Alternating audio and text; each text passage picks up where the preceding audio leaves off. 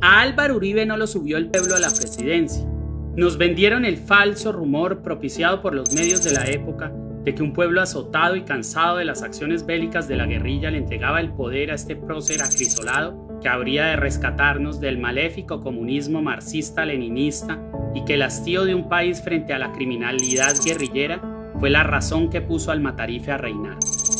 Antes de posesionarse el presidente eterno, emisoras, periódicos y noticieros en coro ambientaron la calentura y al país le subió una fiebre pútrida que en lo peor de su enfermedad lo haría sudar sangre. Todos ellos, los lacayos que movían la maquinaria mediática, sabían lo que el señor Masacre había hecho en la gobernación y por eso también sabían lo que había llegado a hacer. A Uribe los narcos y los paracos fueron quienes lo pusieron a mandar.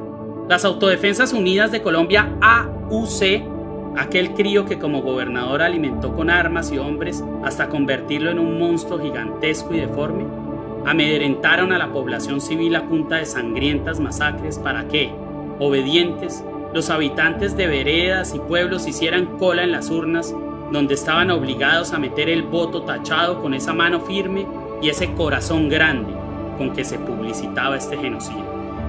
Con plata o con plomo, a lo Pablo Escobar, porque también se compraron millones de votos a lo largo y ancho del país, se alteró el software de la registraduría para que el triunfo fuera apoteósico y que en la primera vuelta electoral ya quedara definido todo. Y lo logró. Hay un fraude. Las autoridades corroboraron que el fraude se ejecutó. Lo corroboró la Corte y la propia Fiscalía. Hubo personas condenadas por eso. Ya.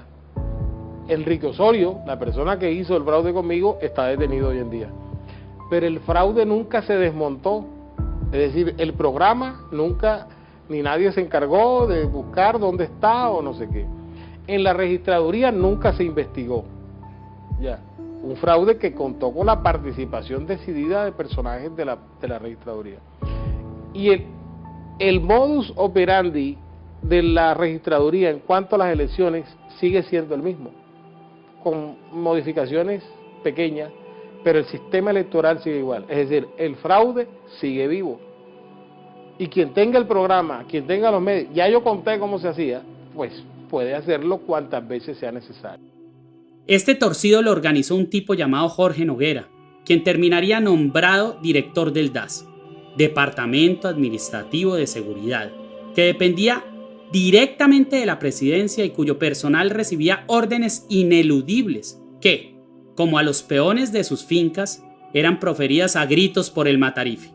Con el paso del tiempo, los mismos funcionarios de la institución empezaron a llamar al DAS el cartel de las 3 letras. No pudieron bautizarlo mejor. Nada más claro. Rafael García, ex jefe de informática del DAS, reveló en este informe que fue entregado hace 2 meses a las autoridades de Estados Unidos cómo desde el propio DAS se conformó una red de narcotráfico y lavado de dólares con la participación de paramilitares del Bloque Norte y el Frente contra Insurgencia Guayú. Según García, el grupo se consolidó en el 2003 y fue bautizado como el Cartel de las 3 letras, en alusión a la sigla del DAS. Jorge Noguera viajó a México en razón de su cargo como director del DAS. En realidad, este viaje, el cual fue oficial y pagado por el Estado colombiano, tenía como propósito establecer alianzas con la organización narcotraficante de los hermanos Beltrán Leiva, lo cual se concretó, consiguiendo de esta manera que las lanchas rápidas con droga fueran recibidas en México por esta organización, la cual se encargaba de trasladarla a los estados de la costa este de los Estados Unidos. García aseguró que el presidente Álvaro Uribe conocía de las reuniones con paramilitares y de sus exigencias a nivel regional. El nombramiento de Jorge Noguera había comenzado a gestarse al día siguiente de la posesión del presidente Álvaro Uribe. Ese día, 8 de agosto de 2002, el presidente Uribe madrugó para irse a la ciudad de Valledupar, departamento del Cesar, donde se reunió con los políticos cercanos al Bloque Norte y un asesor cercano de Jorge 40, el señor Sergio Araujo Castro, quien además de asesor era uno de los principales testaferros de Jorge 40 y uno de quienes manejaba para actividades de narcotráfico. Este señor, adicionalmente, era el hermano del, en ese entonces, recién elegido senador Álvaro Araujo Castro y la ministra de Cultura María Consuelo Araujo Castro. Según García, el presidente sabía cómo actuaba la red del DAS con los paramilitares y el narcotráfico. Dicha entidad estatal se convirtió en el piñón central de la maquinaria homicida que funcionaba bajo la dirección del Matarife. Era el centro de operaciones del gobierno, que al ser presidido por un narcotraficante, miembro del extinto cartel de Medellín, quien además era el comandante en jefe de las autodefensas, lo convirtió en la entidad que alimentaba de información al narcotráfico y al paramilitarismo, que operaba como ejecutor del hostigamiento a los opositores, coordinaba escuadrones homicidas, ejecutaba masacres, encubría asesinatos, colaboraba en la compra y venta del armamento requerido por las organizaciones criminales y hasta tenía rutas propias de comercio de cocaína. Se convirtió en una policía política para satisfacer el interés personal y político de Álvaro Uribe. En la administración de Jorge Noguera, el DAS del gobierno de Álvaro Uribe fue entregado a los paramilitares, eso no es un secreto, porque Jorge 40 elaboró un fraude electoral que benefició al expresidente Álvaro Uribe en las elecciones de 2002. Fue una empresa criminal, como lo definió la Fiscalía, para perseguir, interceptar, hacer montajes, chuzar y elaborar campañas de desprestigio contra cualquier persona que se opusiera a las políticas gubernamentales, como lo revelan los documentos del G3, y posterior a las administraciones de Jorge Noguera. Estoy hablando de Andrés Peñate, María del Pilar Hurtado, Joaquín Polo y Felipe Muñoz Gómez. Fueron 3 los funcionarios que rigieron el destino de aquel organismo en sus inicios y que se encargaron de moldearlo para que pudiera cumplir a cabalidad la razón de ser de la entidad señalada de forma expresa por el presidente Uribe, de acuerdo con las voces de varios testigos en los juicios que dejó el reguero de crímenes cometidos por varios de los miembros de esta insigne institución. Así lo consignan las declaraciones. El DAS dijo que el presidente estaba para librar la guerra política, librar la guerra del Matarife. Que caminen por el tablado los actores de reparto. Jorge Aurelio Noguera Cotes, amigo y secuaz de Jorge 40, de alma paraca, coleccionista de armas que se ufanaba de no dormir sin una debajo de su almohada, cuota del paramilitarismo costeño en la institución y quien se desempeñó como director general tras haber organizado el fraude electoral que llevó a varios políticos costeños al poder y a Uribe a la presidencia. Pedro Juan Moreno, narco y paramilitar de voto neonazi que recitaba a Adolfo Hitler cuando estaba borracho, asesino por hobby, amparador y patrocinador de las Convivir, amigo íntimo del cruel comandante paramilitar Doble Cero, sombra del Matarife en el DAS, y José Miguel Narváez, un chiflado fascista, profesor de la Escuela Superior de Guerra, instructor ideológico de varios bloques a los que les dictaba una cátedra llamada ¿Por qué está bien matar comunistas?, y quien se desempeñó como subdirector general de la institución. Los 3 tenían un punto en común: su naturaleza asesina.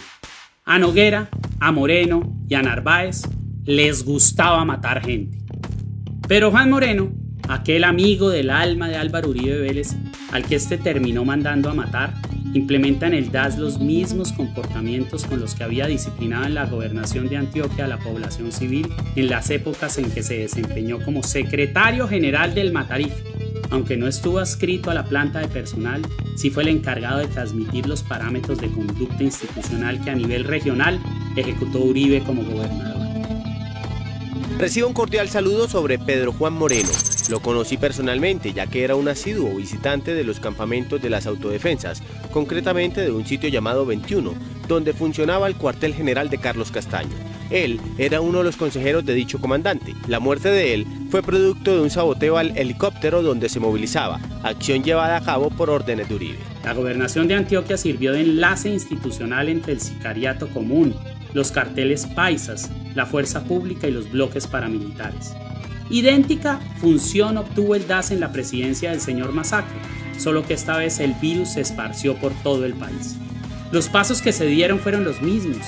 El presidente bailó frente a un espejo en el que se reflejaban los comandantes paramilitares.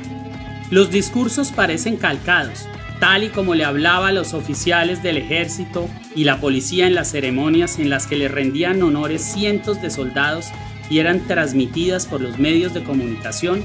Asimismo le hablaba Castaño a sus hombres de la motosierra cuando estaban en filas, formados para el adoctrinamiento.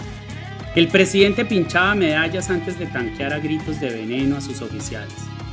Procedan en contra de esos traficantes de derechos humanos. Politiqueros, al servicio del terrorismo, que cobardemente se agitan en la bandera de los derechos humanos, para tratar de devolverle en Colombia al terrorismo el espacio que la fuerza pública y que la ciudadanía le ha quitado. Así incendiaba los camuflados de soldados y paracos, mientras que las cabezas ya habían comenzado a caer. La guerra del Matarif era en contra de todo aquello que representaba humanismo, justicia y equidad. El DAS estaba dedicado completamente al servicio de la causa genocida, que obtuvo los nombres necesarios para seleccionar los homicidios y las masacres, pero además persiguió a quienes hasta el día de hoy continúan tratando de ayudarle al país a dar un paso hacia la evolución. Abramos la ventana para ver el paisaje sombrío de lo que fue el DAS, de Noriega y Narváez, este par de empleados subordinados al Matarif. La sociedad colombiana tendrá que reconocer que el DAS era un escuadrón paramilitar para matar gente durante el gobierno de Álvaro Uribe. Tenemos que aceptar esa realidad para no repetirla, porque cuando la sociedad es consciente de esos hechos, va a tomar mejores decisiones y va a elegir mejores políticos. Entonces, al hacer memoria de estos hechos, no solamente se va a dignificar a las víctimas, sino que puede tener el efecto de que en algún momento los victimarios puedan ofrecer perdón, porque es que lo que sucedió en el DAS fue algo supremamente grave. Mataban gente, en ese país vivimos.